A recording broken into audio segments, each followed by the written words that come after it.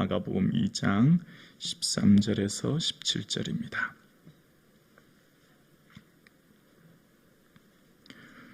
신약성경 55면입니다. 마가복음 2장 13에서 17절입니다. 함께요. 예수께서 다시 바닷가에 나가심에 큰 무리가 나왔거늘 예수께서 그들을 가르치시니라. 또 지나가시다가 알포의 아들 레위가 세간에 앉아 있는 것을 보시고 그에게 이르시되 나를 따르라 하시니 일어나 따르니라. 그의 집에 앉아 잡수실 때에 많은 세리와 죄인들이 예수와 그의 제자들과 함께 앉았으니 이는 그러한 사람들이 많이 있어서 예수를 따름이로라. 바리새인의 서기관들이 예수께서 죄인 및 세리들과 함께 잡수시는 것을 보고 그의 제자들에게 이르되 어찌하여 세리 및 죄인들과 함께 먹는가? 예수께서 들으시고 그들에게 이르시되 건강한 자에게는 의사가 쓸데없고 병든 자에게라 쓸데있느니라. 나는 의인을 부르러 온 것이 아니요 죄인을 부르러 왔노라 하시니라. 아멘. 유대인들에게 세린을 부르셨다고 하는 오늘 본문의 내용은 매우 크고 놀랍고 충격적인 이야기입니다. 로마가 다스리고 있는 이 시대에 로마의 총독이 파견되고 로마에 많은 세금을 내야 했던 유대인들에게 세리라고 하는 직업은 매우 멸시를 받는 직업이었습니다. 멸시를 넘어 어쩌면 증오의 대상이 세리였습니다. 경매를 통해서 세금 징수권을 로마로부터 구입한 후 로마에 부과된 세금 외에 개인적으로 더 많은 세금을 거두어 착복하는 사람들이 바로 이 세리였기 때문입니다. 마치 일제강점기 시대에 무슨 일제압잡이라는 표현처럼 세리는 오늘 유대인들에게 증오의 대상이 세리였죠. 그래서 세례 요한은 광야에서 설교할 때에 세리들에게 부과된 것 외에는 거두지 말라고 설교를 하고 있는 것을 봅니다. 그래서 같은 유대인들 사회의 세리는 사람 취급을 받지 못하는 사람이 세리였습니다. 멸시와 증오의 대상이 세리였고, 그래서 세리를 어떤 격으로 낮추냐면, 세리를 얼마만큼 경멸해서 부르냐면 마태복음 21장 31절에 보면 세리와 창기라는 표현을 씁니다. 세리를 창기들과 같은 급으로 낮추어서 생각한다는 겁니다. 또한 마태복음 11장 29절에 보면 세리와 죄인, 또 마태복음 18장 17절에 보면 이방인과 세리라고 표현함으로써 세리는 창기, 이방인, 죄인들과 같은 동격으로 어쩌면 그 아래로 경멸의 대상이 세리인 것을 보게 되어집니다. 이만큼 부정한 사람, 경멸의 대상, 증오의 대상을 예수님은 부르셨고, 또 유대 당시에 이 세리를 그만큼 경멸하는데 유대 학교에서 랍비 학교에서 가르칠 때 세리와 함께 식사하지 말라라고 가르칩니다. 식사는 단순히 음식을 먹는 것을 넘어 친교와 사귐을 말하지 않습니까? 그러니까 세리와는 어떤 교제도 하지 말라는 것이죠. 바리새인들이 기도할 때 보면 하나님 나는 세리와 같이 아님을 감사하나이다, 이렇게 누가복음 18장 11절에 기도합니다. 그만큼 그 당시 세리라고 하는 것은 사람 이하의 취급을 받았던 사람인데 오늘 예수님께서는 그 제자로 세리를 부르셨다는 것은 유대인들뿐만 아니라 예수님과 함께 지금 제자로 부른 사람들에게도 매우 커다란 충격적인 일입니다. 예수님의 부르심을 받은 제자들에게 어떻게 저런 세리, 매국노와 같은 자를 예수님은 부르시는가, 이제 의아한 내용이 오늘 본문이지요. 오늘 본문의 그런 상황 가운데 이 세리, 오늘 본문의 세리를 이렇게 말합니다. 14절에 보면 또 지나가시다가 알페오 아들 레위가 세간에 앉은 것을 보시고 그에게 이르시되 나를 따르라 하시니 일어나 따르니라. 알페오 아들 레위, 그러니까 오늘은 레위라고 부르지만 부릅니다. 바로 다른 복음서에 보면 마태라는 것을 알 수 있습니다. 마태가 세간에 앉아 있었다는 거죠. 특별히 오늘 본문에 그의 이름을 레위라고 하는 것은 이스라엘 12지파 중에 레위 지파는 성전에서 하나님을 예배하는, 성전 직무를 감당하는 아주 거룩한 직업을 가진 사람들이 레위 지파였고, 그 아들을 레위로 지을 정도로 그는 거룩한 삶을 살아야 되지만 안타깝게도 이제 세리로서의 삶을 살았다는 것을 알 수 있어요. 자, 그렇게 모든 사람들이 경멸하는 예수님은 부르셨고 나를 따르라 할 때에 14절 후반절에 보면 일어나 따르니라 라고 이야기합니다. 동행 본문인 누가복음 5장 28절에 보면 그가 모든 것을 버리고 일어나 따르니라 라고 말함으로써 그는 자신의 직업, 자신의 모든 것 내려놓고 예수님을 따랐다는 것을 알 수 있습니다. 당시 세금 징수권을 로마로부터 경매를 통해 구입했다면 엄청난 돈을 지불했을 것이고, 이제 그 돈을 다 거두려면 많은 시간이 필요할 텐데 그에게는 더 이상 돈이, 직업이 중요하지 않고 예수 그리스도를 따랐다는 것을 알 수 있죠. 자신의 가치, 정체성을 더 이상 세리에 두지 않고 주님의 부르심에 즉각 순종했다는 것을 알 수 있습니다. 특별히 오늘 본문에는 나와 있지 않지만 동행 본문인 누가복음 5장 29절에 보면 레위가 예수를 위하여 자기 집에서 큰 잔치를 하니 라고 말합니다. 예수님 부르셨을 때 큰 잔치를 했다라는 거예요. 그것도 예수를 위하여 라는 표현 속에 세리 레위, 즉 마태는 예수님의 부르심이 너무나 기쁘고 감격스러운 사건이었습니다. 어느 누구도 예수님을 부르심에 잔치한 사람은 없습니다. 베드로도, 요한도, 안드레도, 어떤 제자들도 예수님의 부르심 앞에 감사하여 큰 잔치를 한 사람은 아무도 없지요. 그런데 레위는 예수님을 위해 큰 잔치를 한 거예요. 왜 잔치를 했을까요? 왜 예수님을 위하여 그도 그냥 잔치가 아니라 큰 잔치를 벌였을까요? 감사했기 때문이에요.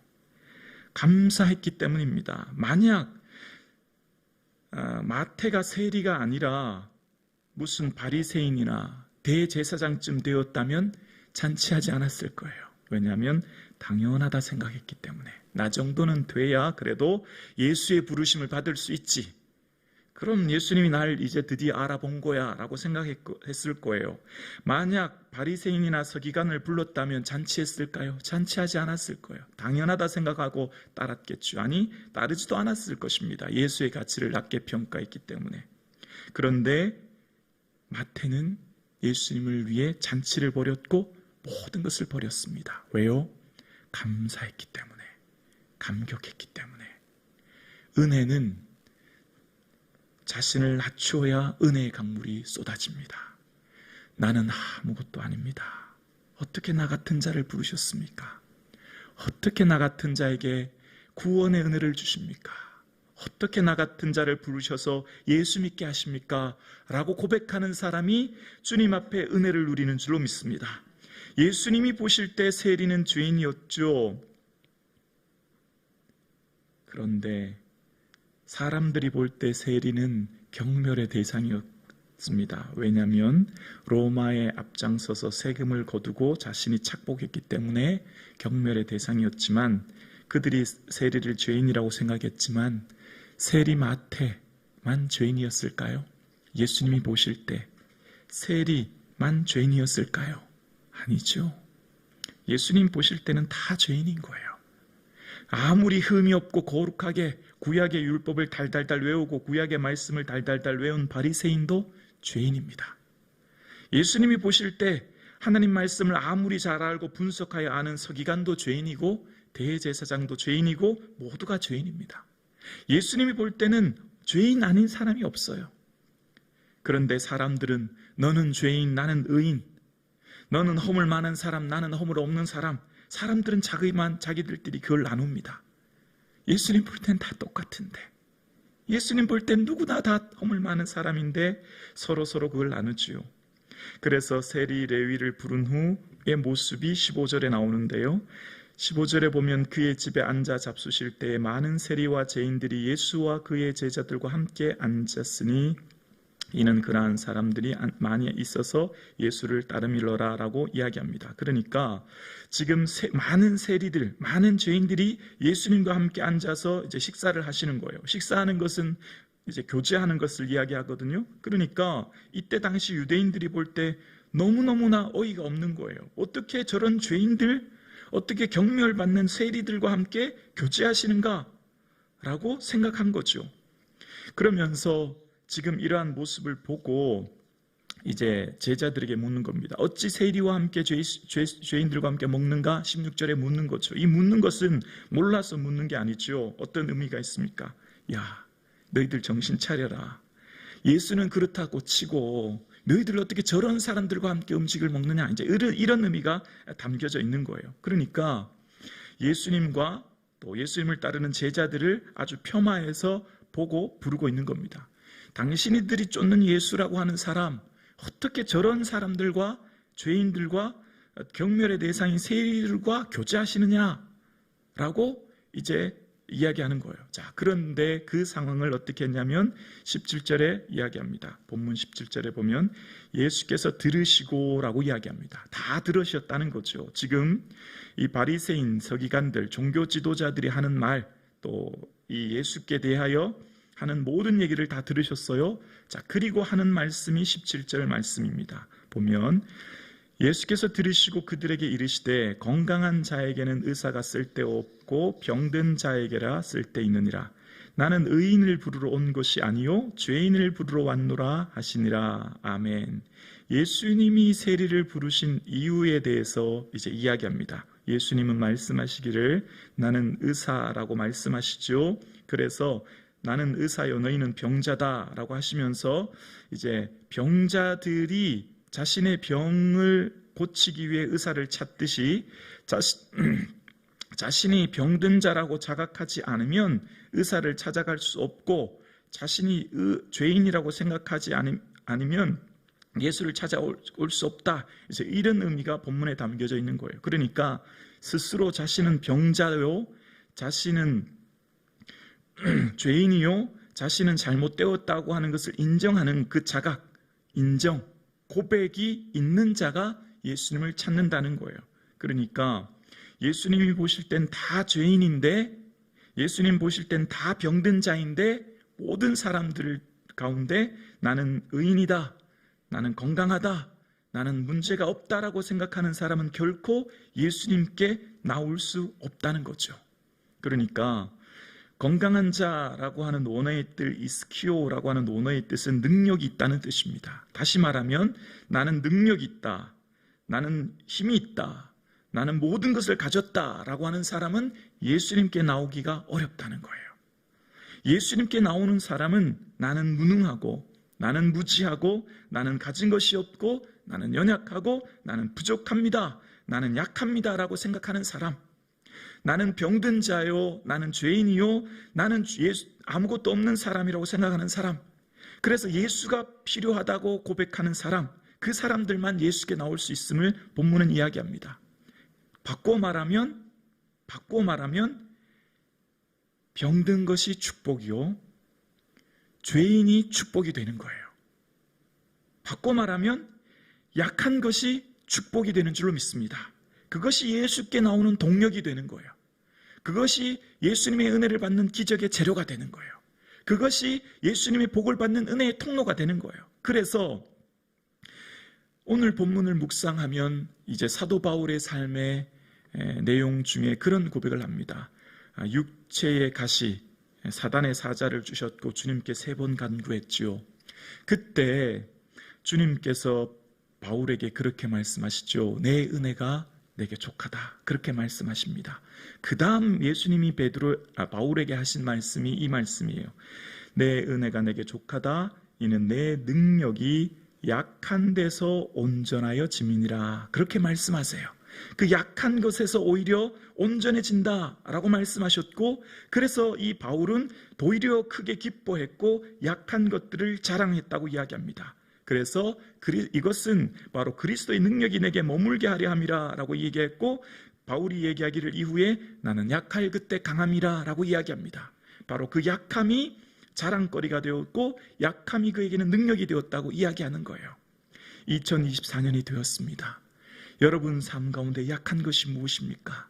여러분 가운데 내 삶에 약한 것은 이것이다라고 생각되는 것 있으십니까? 내 삶에 약한 것 때문에 고통스럽고 힘들고 마음이 어렵습니까? 그러면 기억하십시오.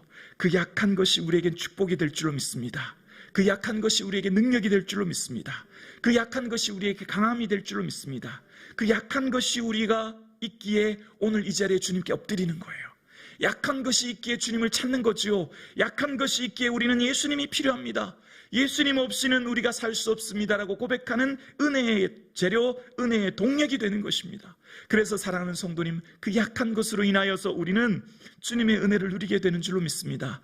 그래서 예수님께서 말씀하십니다. 얘들아, 건강한 자에게는 의사가 쓸데없다. 의인에게는 내가 필요 없다라고 말씀하시면서 너희들 병들었니? 너희들 죄인이라고 생각되니? 너희들 무능하다고 생각되니? 너희들 부족한 것이 많다고 생각되니? 너희들 아무것도 없다고 생각되니? 걱정하지 마라. 내게 나오라. 내게 나오면 내가 너희들의 모든 것을 채워주고 내가 너와 함께 할 거라 것이다. 오늘 말씀하십니다.